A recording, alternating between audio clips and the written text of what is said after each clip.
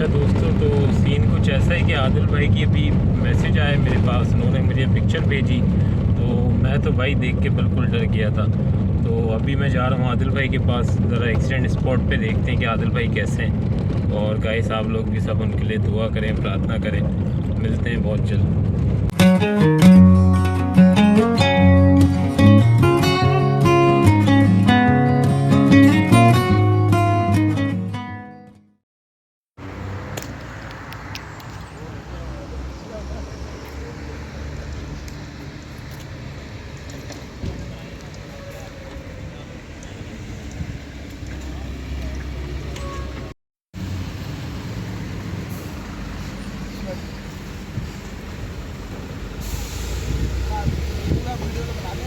आदिल भाई double light है तो खोल देते कम से कम। पार्किंग लाइट तो खोल लें। अभी भी ये रूल नहीं खराब करने, गाड़ी कहीं खड़ी करनी है डबल लाइटें खोल देनी। चलो भाई, अगर आपका एक्सीडेंट हो जाए तो ये पर्चा देती है पुलिस, आपका नाम कोड वोड देने के लिए, और यहाँ पूरी कहानी लिखनी होती है बैक में। ये आपका कार का एक्सीडेंट कैसे हुआ, कब हुआ, ये पूरी कहानी लिखना पड़ेगा आपको। और बच गए आज हमने, कोई अच्छे कर्म शुक्र है भगवान का कि आप कोई अच्छे कर्म किए हो गए, हम बच गए आज और अब बात कर पा रहे हैं। वरना गाड़ी अगर थोड़ी सी आगे और तेज़ होती मेरी तो मेरे अंदर लगती गाड़ी, उसकी कार मेरे अंदर लगती। वो वाली गाड़ी का वीडियो नहीं बनाया ना हमने नहीं बनाया। वो सब guys, welcome to our YouTube channel and a new video. तो भाई आपने ग्लिम्स देख ही लिया होगा कि क्या हुआ, कार क्रैश हुआ मेरा और एक्सीडेंट। और अब हम बात करने वाले हैं उस दिन के बारे में कि एक्चुअली हुआ क्या था उस दिन, और फिर उसके बाद मैं किस किस चीज़ से गुजरा। ऑलमोस्ट इस एक्सीडेंट को हुए हुए जब मैं ये वीडियो बना रहा हूँ तब ऑलमोस्ट 20 दिन हो चुके हैं। और उसके बाद भी काफ़ी टाइम लग गया मुझे थोड़ा सा नॉर्मल होने में भी। बट वो बाय गॉड ग्रेस ज़्यादा चोट वोट नहीं लगी और मैं बच गया। तो चलो बात करते हैं उस दिन हुआ क्या था। तो यार उस दिन मैं यूनिवर्सिटी से अपनी लौट रहा था, और उसके बाद उस रास्ते में क्या हुआ कि है ना, जो रूल्स थोड़े से डिफरेंट है इंडिया से। फॉर एग्जांपल यहाँ एक प्रायोरिटी लेन होती है, तो अगर आपकी प्रायोरिटी है आपकी लेन पर तो आपको स्लो करने की ज़रूरत नहीं है गाड़ी की। जो दूसरे जंक्शन पे भी आप स्लो नहीं करोगे, आप सीधे जाओगे। तो अगर जंक्शन पे कोई गाड़ी वाला आ रहा है, उसकी प्रायोरिटी नहीं है, वो स्लो करेगा।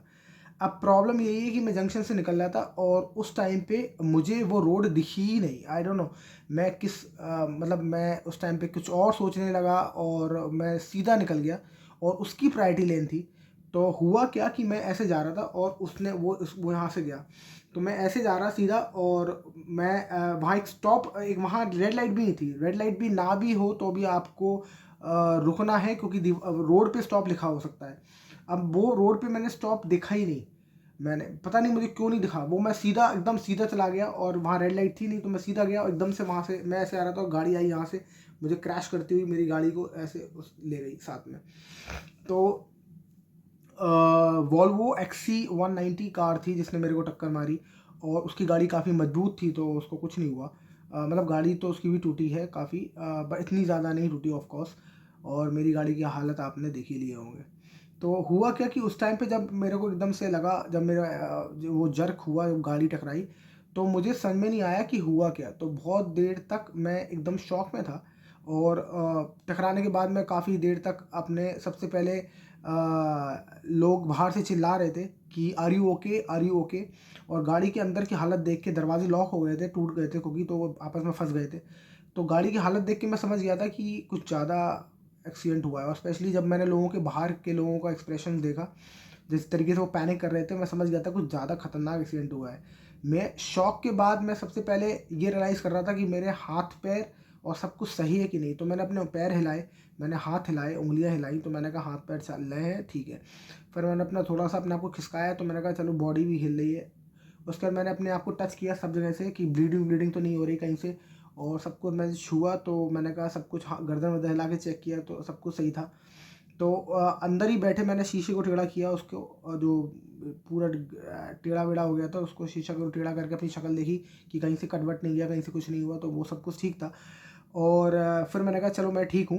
और फिर इतनी देर में बाहर के 2 लड़के आए, लातवियन लड़के आए। उन्होंने दरवाज़ा क्योंकि खोलने की कोशिश करी, दरवाज़ा खुल नहीं रहा था, दरवाज़ा चपटे हुए थे बुरी तरीके से।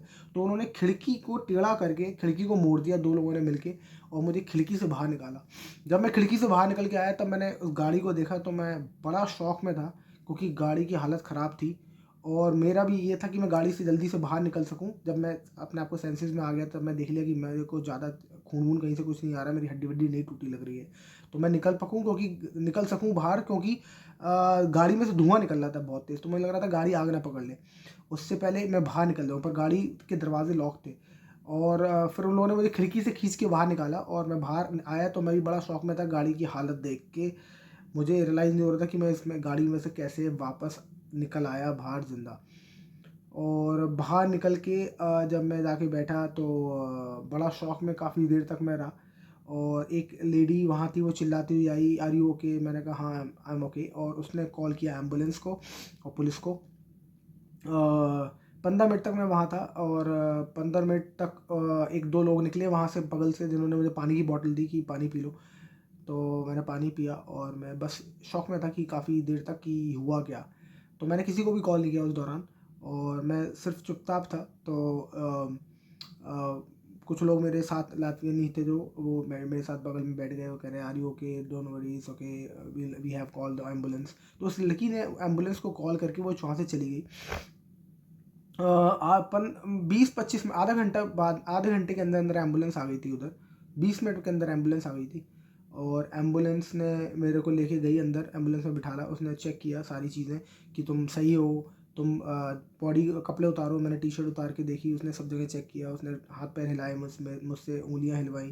फिर उसने कहा कि तुम देखो, 1 दिख रहा है, 2 दिख रहे हैं उंगलियां। उसने चेक करी, ये चेक करी उसने कि मैं देख पा रहा हूँ, क्योंकि ट्रॉमेटाइज हुआ, मतलब एक तरीके से ट्रॉमेटाइज हुआ हूँ एक तरीके से एक्सीडेंट के बाद। तो उसने वो चेक करा। उसने बहुत देर तक मुझे सेंसेस चेक करती रही, वो कि 1 दिख रहा है, 2 दिख रहा है, इधर देखो उधर देखो। तो उसने कहा ठीक है, लग रहे हो तुम। तो मुझे गर्दन में चोट आई थी, क्योंकि गर्दन में एकदम से स्पैश लगा था बहुत ज़्यादा। यहाँ एक ये कट लग गया था, क्योंकि ये सीट बेल्ट मेरे रगड़ गया था बुरी तरीके से यहाँ। और सीट बेल्ट की वजह से मैं बच गया हूँ एक्चुअली देखा जाए तो, क्योंकि वरना मैं गाड़ी में शीशे में लगता आगे। और गाड़ी के एयरबैग नहीं खुले, और पता नहीं मुझे क्यों। तो गाड़ी के एयरबैग नहीं खुले, शायद गाड़ी के एयरबैग लॉक थे, क्या मसला हुआ पता नहीं। जबकि ओपोनेंट जो पार्टी ने जिसने गाड़ी मारी थी, वो काफ़ी बुजुर्ग था, उसका एयरबैग खुल गया था। तो उसने बिठाला मुझे एम्बुलेंस में, और उसने कहा कि चलो चलते हैं हॉस्पिटल। तो मैं कहा, जब तक मैंने अपने दोस्त को फ़ोन कर दिया था, तो वो लोग आ रहे थे, रास्ते में थे। तो मैंने कहा अभी मेरे दोस्त आ जाने, तो फिर हम लोग ये डिसीजन लेते हैं। तो इतनी देर में दोस्त आ गए थे मेरे, आपने देखा होगा हमजा भाई आ गए थे, उन्होंने वो वीडियो बनाया था वहाँ से। तो और मैंने हमजा भाई से बोला कि यार ऐसी बात है, और मुझे पता था एम्बुलेंस के इमरजेंसी चार्जेस 180 यूरो लगते हैं। और मैं ठीक ठाक था, मैं सेंसेस में था और चल फिर रहा था, बात कर पाया था। तो मैंने कहा हमजा भाई हम लोग खुद हॉस्पिटल चले जाएंगे तो 180 यूरो बच जाएंगे, क्योंकि अगर मेरा इंश्योरेंस भी पे करेगा तो 50% पे करेगा, जो मुझे अपने ऑफिस से मिलता है। तो मैंने कहा 50% तो मुझे देना पड़ेगा, 90 यूरो तो मेरे जेब से भरने पड़ेंगे। और जबकि मैं सब कुछ सही है, मैं खुद जाके हॉस्पिटल जा सकता हूँ, तो क्यों एम्बुलेंस में जाना है। तो मैंने ये सोचा उस टाइम पे, ये बेवकूफ़ी थी मेरी। और आप लोग, अगर आपके साथ कुछ भी ऐसा हो तो आप जा सकते हो हाल के एम्बुलेंस लेके, क्योंकि मुझे बाद में पता चला कि रोड एक्सीडेंट में आपका जो इंश्योरेंस होता है, जो आपको मिलता है at that point of time जब आप आरपी के लिए अप्लाई करते हो, तो 30-35 यूरो का आप जो इंश्योरेंस लेते हो, वो उसमें रोड एक्सीडेंट कवर होता है पूरा। तो आपको कुछ भी नहीं देना होता, आपको हॉस्पिटल का सिर्फ पर डे के हिसाब से शायद 4 देना है आपको, बहुत बहुत मिनिमम होता है। पर बाकी का सारा जो है वो इंश्योरेंस कवर करता है। मुझे ये नहीं पता था उस टाइम पे, और मैंने उसको अवेल नहीं किया। मैंने सिर्फ अपना सोचा कि ऑफिस का इंश्योरेंस होगा, वही काम आएगा। तो आप लोग ये गलती ना करें, सबसे बड़ी बात। तो और ये वीडियो बनाने का मकसद भी मेरा यही है कि अगर आप लोगों के साथ ऐसा हो तो आप लोग ये गलतियाँ ना करें, तो बेटर होगा। उसके बाद मैंने वीडियो ज़्यादा बनाया नहीं। उसके बाद का प्रोसीजर यही है कि हम लोग मैं ठीक ठाक था, तो मैंने कहा एम्बुलेंस को जाने दो। तो उन्होंने मेरे को रिटन में ले लिया मुझसे कि हम लोग जा रहे हैं और आपने खुद मना किया है। तो मैंने ठीक है, मैंने साइन वाइन करके दे दिया। अब क्या होता है कि जब गाड़ी आपकी पूरी टूटी हुई पड़ी होती है रोड पे, तो आपको खुद गाड़ी हटानी होती है। उससे पहले पुलिस पूरा नक्शा बनाती है कि आपकी गाड़ी उन्होंने कहाँ पाई, कहाँ से गाड़ी आ रही थी, कौन सी गाड़ी आ रही थी। वो पूरा नक्शा बनाती है उसका पुलिस। तो वो नक्शा वो उसने बनाया, उसने सिग्नेचर लिए मेरे नक्शे के। एक उसने आपने दिया होगा, ये देखा होगा एक वीडियो में कि वो जो एक बयान का एक पेपर देते हैं, जो आपको बयान लिखना होता है कि हुआ क्या था उस दौरान। तो आपको उसमें लिखना होता है कि आपने क्या करा, क्या एग्जैक्टली आपके साथ हुआ। तो आपको पूरा कहाँ से आ रहे थे, कहाँ जा रहे थे, कौन से कितने बजे क्या हुआ है, तो सारी चीज़ें आपको बतानी होती है। तो वो आपने लिख दिया, वो फिर आपने वेट करना था पुलिस का कि जब तक पुलिस आपका वो नक्शा वक्शा बना के आपका ड्राइविंग लाइसेंस हो वो सब आपको वापस ना करे, क्योंकि ड्राइविंग लाइसेंस पहले ले लेते हैं और आपका आरपीए ले लेते हैं हाल की हाल, और फिर वो करके वो वापस भी कर देते हैं। तो वो सब चढ़ा के उन्होंने नक्शा वक्शा बना के आपका साइन वाइन करवा के उन्होंने कहा जाओ ठीक है। तो उन्होंने कहा कि 15 यूरो का मिनिमम आपके ऊपर फ़ाइन आएगा ही आएगा, वो तो जो आएगा, और बाकी डिपेंड करता है कि ओपोनेंट क्या केस करता है वो आपके ऊपर। अगर वो क्रिमिनल केस करता है आपके ऊपर तो आपके ऊपर बड़ा फ़ाइन आ सकता है। बहुत सारे मेरे दोस्त हैं जिनका जिनका एक्सीडेंट हुआ था, तो उनके ऊपर फ़ाइन आया 200 400 यूरो का। हालांकि अभी तक मेरे ऊपर कुछ नहीं आया ऐसा, टू बी वेरी ऑनेस्ट, और थैंकफुली अभी तक तो कुछ नहीं आया ऐसा। बस एक पुलिस से वो नोटिस आया था मेरे पास, एक पुलिस से कि आपके ऊपर कोई क्रिमिनल केस फाइल नहीं हुआ क्योंकि ओपोनेंट ने आपके अगेंस्ट कुछ फाइल नहीं बोला है या कुछ फाइल नहीं किया है, तो आपके ऊपर केस नहीं बना। ये जो मुझे पता है ये तो है। तो ये मेल आया था मेरे पास। तो उसके अलावा उसके बाद क्या हुआ, गाड़ी वहाँ डली रही, और गाड़ी को भी अब हम ही को हटानी है आधे घंटे के अंदर। तो जब पुलिस चली जाएगी तो उसके बाद आपको गाड़ी हटानी है वहाँ से। तो आपको गाड़ी हटाने के लिए आपको लिफ्टर बुलाना पड़ता है, जो क्रेन आती है वो गाड़ी को लिफ्ट करती है और हटाती है वहाँ से। वो आपकी जिम्मेदारी है गाड़ी हटाना। यहाँ कोई नहीं हटाएगा गाड़ी आपकी, और कुछ ऐसा नहीं होने वाला कि गाड़ी आपको ले, तो आपको हटानी है और आपको खुद गाड़ी उठा के ले जानी है अपनी। अब आप जहाँ ले जाओ, अपने घर पे ले जाओ, आप कूड़े में फेंको, जो भी है। तो हमने लिफ्टर को बुलाया, लिफ्ट गाड़ी उठाई और गाड़ी को स्क्रैप यार्ड ले गए डायरेक्टली, क्योंकि फिर कहाँ रखना है गाड़ी, बड़ी मुश्किल है। और रोड पे आप खड़ी नहीं कर सकते गाड़ियाँ आसानी से, क्योंकि आप रोड पे खड़ी करोगे तो आपके ऊपर भी चालान आएगा कि आप टूटी हुई गाड़ी आपने रोड पे क्यों रखी हुई है, क्योंकि वो एक पार्किंग जाम करती है, ब्लॉक करती है एक पार्किंग। तो आपको वो रोड पे रखने नहीं देंगे, जो यहाँ फ्री पार्किंग होती है उसमें भी। तो आपको स्क्रैप यार्ड ले जाना है गाड़ी। तो मैं स्क्रैप यार्ड ले गया और उसमें मेरे को सिर्फ 100 यूरो मिले गाड़ी के, मतलब कि 10,000 रुपये, जिसमें भी 50 यूरो लिफ्टर ने ले ली गाड़ी ले जाने के वहाँ तक। तो मुझे 5,000 रुपये में पूरी गाड़ी देनी पड़ी। तो ये है कहानी दोस्त। 5,000 में मेरी पूरी गाड़ी ख़त्म हो गई, और यही कहानी है। उसके बाद आपको एक प्रोसेस होता है जिसमें आपको CSDD, जो यहाँ का RTO डिपार्टमेंट है, उसको आपको इन्फॉर्म करना होता है, और आपके उससे गाड़ी हट जाती है। आपको ये बताना होगा कि मेरी गाड़ी ख़त्म हो चुकी है और अब ये गाड़ी मैं यूज़ नहीं करूँगा। तो वो आपके नाम पे वो गाड़ी है, वो 5 दिन के बाद वो गाड़ी आपके नाम से हटा देते हैं, और फिर वो गाड़ी रोड पे नहीं चलनी चाहिए। तो 5 दिन की मोहलत देते हैं कि 5 दिन आपको गाड़ी हटाने में, स्क्रैप करने में, जो भी करने में चाहिए आपको टाइम, वो आप ले सकते हो। तो ये कहानी है। उसके बाद मैं हॉस्पिटल गया, यहाँ ट्रोमाटोलॉजी हॉस्पिटल है। अगले दिन उस दिन तो मैं आराम से करके लेट गया, अपने आयोडेक्स वाइडेक्स लगा के, जहाँ दवाई पेन किलर खा के। तो मैंने कहा कल देखते हैं कल कैसा होता है, अगर जो भी हालत होगी ज़्यादा ख़राब होगी तो जाएंगे। तब भी अगले दिन मैं ठीक ठाक सिचुएशन में था, बहुत ज़्यादा तो दर्द नहीं था। फिर भी मैंने कहा एक बार जाके एक्सरे करा लें बॉडी का पूरा।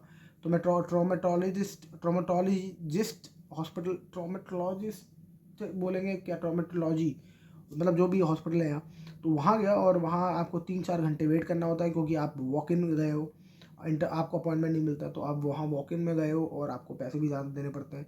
तो 18 यूरो का आपका हुआ था एक्सरे, और 55 यूरो की थी डॉक्टर की कंसल्टेंसी ऑलमोस्ट। तो 55 यूरो आपको देने हैं क्योंकि आप वॉक इन जा रहे हैं। तो उसने हालांकि मेरा एक्सरे किया पूरा चेस्ट का, और उसने कहा आपकी चेस्ट सब कुछ ठीक है, आपको चेस्ट में जो दर्द है वो मसल में दर्द है। तो आपको अभी प्रॉब्लम होगी सांस लेने में, क्योंकि जब आपका एक्सीडेंट होता है तो आपका जो रिब केज है वो एकदम से कांप जाता है, तो आपको श्रिंक हो जाता है वो रिब केज। तो आपके जब लंग्स उसमें पूरी सांस लेंगे तो वो टकराते हैं उसमें रिब केज में, तो वो पूरी सांस लेने में आपको दिक्कत होगी। तो उसने कहा कि आपको रोज़ दवाई खानी है ये वाली, और आपको रोज़ सांस लेने की प्रैक्टिस करनी है, जैसे कि आपका रिब केज थोड़ा सा नॉर्मल हो दोबारा वापस, और वो यूज़ टू हो आपको दोबारा लंग्स को अकोमोडेट करने का। तो ये कहानी थी।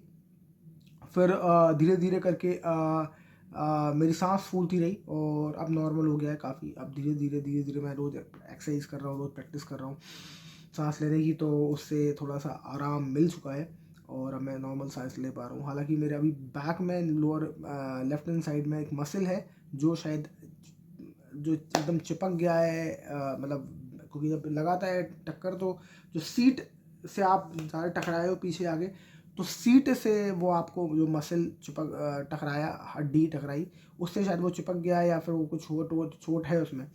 तो उसमें धीरे धीरे दर्द तो थोड़ा थोड़ा कम हुआ है, तो मुझे उम्मीद है कि मैं रोज़ उसको धीरे धीरे मसाज करके और उसको धीरे धीरे कम कर लूँगा। और अभी पेन किलर, अभी भी दवाइयाँ खा ही रहा हूँ मैं। तो ये है छोटी सी कहानी जो उस दिन हुआ। काफ़ी ख़तरनाक था एक्सीडेंट। मैंने सारी आपको इन्फॉर्मेशन इसलिए बता दी कि आपके साथ कभी भी हो तो आप जो गलतियाँ मैंने करी वो आप मत करना। और ये वीडियो बनाने का इंटेंशन भी ये था, हालांकि मैं ऐसे वीडियोस बनाना नहीं चाहता क्योंकि मैं एक्सीडेंट और ये सब चीज़ों की बातें करना पसंद नहीं करता हूँ, क्योंकि यार काफ़ी नेगेटिव सा लगता है मुझे। तो मैं चाहता हूँ कि मैं अच्छी बातें करूँ और पॉजिटिव बातें करूँ। तो मैंने कहा चलो ये इन्फॉर्मेशन से आपको, आपका अगर कोई दोस्त होगा कुछ भी होगा तो आपको पता होगा पहले से, क्योंकि इस बारे में कोई इन्फॉर्मेशन कहीं है नहीं। और यहाँ 5 साल से जो लोग रह रहे हैं उनके पास भी कोई इन्फॉर्मेशन नहीं है इस बारे में।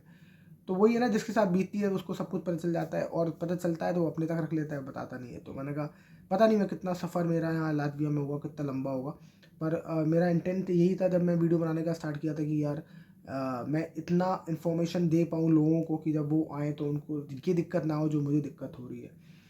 तो बस that's it for this video. मुझे लगता है कि मैंने सारी इन्फॉर्मेशन आपको दे दी। अगर आपको ये वीडियो पसंद आया हो, इन्फॉर्मेटिव लगा हो, तो भाई लाइक ज़रूर कर देना, मुझे अपनी दुआओं में याद रखना, जिससे कि मैं जल्दी से रिकवर कर जाऊँ नॉर्मली और आप लोगों के लिए यूँ ही कंटेंट बनाता रहूँ। शायद खुदा ने भी यही सोचा होगा कि अभी इस यूट्यूबर को थोड़ा सा और कंटेंट बनाने दो आप लोगों के लिए, आप लोगों की खिदमत में।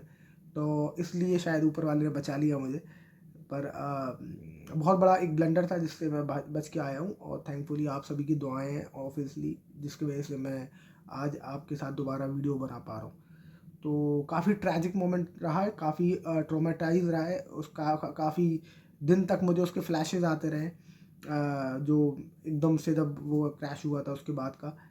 तो अभी भी मैं जब गाड़ी चला रहा हूँ तो मुझे जो मेरे पास दूसरी गाड़ी है BMW, उसमें जब वो मैं चला रहा हूँ तब मुझे अभी भी उसमें डर लगता है। अब चलाने में काफ़ी डर लग रहा है चलाने पर, धीरे धीरे नॉर्मल हो जाऊँगा होपफुली।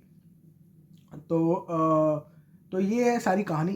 जब भी आप गाड़ी चलाओ तो भाई थोड़ा सा यहाँ सीख लेना और फिर नॉर्मल धीरे धीरे चलाना, और मतलब धीरे धीरे प्रैक्टिस कर लो पहले अच्छी से, गाड़ी के सारे रूल्स पता कर लो और थोड़े सेंसेस में करना। हालांकि मुझे भी रूल्स मालूम है, पर उस दौरान जब होना होता है तो कुछ तो हो ही जाता है।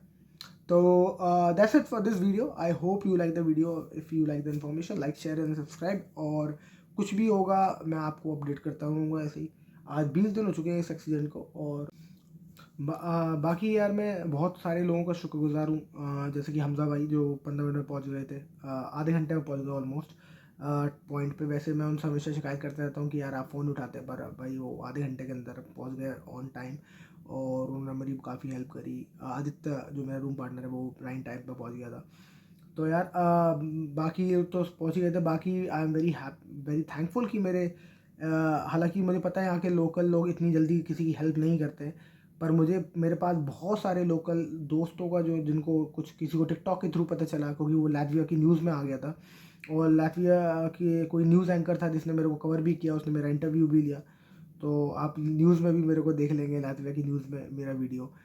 और तो वहाँ के लोगों ने भी यहाँ के लोगों ने हाल के हाल मेरे कुछ लातवियन दोस्तों ने मुझे कॉल भी किया जब उनको पता चला कि मेरा एक्सीडेंट हो गया। तो उन्होंने कहा कि अगर कुछ भी ज़रूरत पड़े तो आप कब बिल्कुल हिचकिचाना मत, बोल देना, मैं कभी हम लोग कभी भी आ जाएंगे।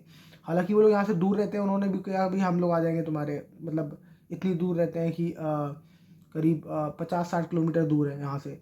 तब भी उन्होंने कहा कि जब भी कुछ होगा तो कुछ प्रॉब्लम नहीं, बस बोल देना हमें। जो पास में एक मिकेलिस जो मेरा दोस्त है, काफ़ी यंग है मुझसे हालांकि, वो उसकी मम्मी का कॉल आया कि कुछ प्रॉब्लम है तो मुझे बता देना कभी भी, don't hesitate, I will just come to you. तो और भी मेरे दोस्त हैं उनका भी कॉल आ गया। तो I am so lucky and fortunate कि यार बहुत सारे यहाँ के लोकल लोगों ने मुझे हाल के हाल कॉल किया और दे वर रेडी टू हेल्प। हालांकि मुझे ज़रूरत नहीं पड़ी किसी की हेल्प की, क्योंकि मेरे जो दोस्त हैं काफ़ी लोगों ने संभाल लिया सबने, और काफ़ी 2 दिन तक 3 दिन तक वो मेरे साथ रहे मुझे इस सदमे से बाहर आने में। तो I am very thankful to them. और आप लोगों का बहुत बहुत शुक्रिया कि जो आप लोग मेरा इतना प्यार करते हो और इतनी दुआएं दे रहे हो। मेरे को दुआएं देते हो, जिसकी वजह से मैं आज ये वीडियो बना पा रहा हूँ। तो ये बहुत इंपॉर्टेंट है जो मुझे आपसे बोलना था। तो थैंक यू सो मच। मौसम का अपडेट ये है कि भाई ठंड आ गई है बहुत ज़्यादा, और बर्फ़ गिर चुकी है लातविया में पहली। अभी छोटे छोटे ओले गिरे हैं, हालांकि बर्फ़ एग्जैक्टली पूरे फॉर्म में पूरी तरीके से नहीं गिरी, बट ओले ओले गिरना शुरू हो गए हैं और ठंड बहुत तेज़ हो चुकी है और बहुत ज़्यादा आंधी तूफ़ान है। आज मैंने लातविया की न्यूज़ में देखा कि 1000 लोगों ने कॉल किया इमरजेंसी के लिए। 1000 लातविया में वैसे ही लोग कम हैं, और 1000 लोगों ने इमरजेंसी के लिए कॉल किया, और जिसमें से सिर्फ हाँ 1500 लोगों ने कॉल किया, और 1000 लोग अभी भी बिना इलेक्ट्रिसिटी के जी रहे हैं। मतलब कि इतना ज़्यादा डिस्ट्रक्शन हो गया थंडर स्टॉर्म की वजह से कि अभी भी उनको बिजली नहीं पहुंच पाई उन पर दोबारा, जो उनका डिस्ट्रक्शन हुआ है। तो यार काफ़ी मौसम काफ़ी ख़राब हो चुका है यहाँ। तो अपना आप जब आओ तो सोच समझ के आना, थोड़ा सा ख्याल रखना अपना, और मिलते हैं आपसे फिर अगले वीडियो में। Thank you so much for watching, and मुझे अपनी दुआओं में ज़रूर याद रखना दोस्तों। चलो bye bye, thank you so much, bye bye.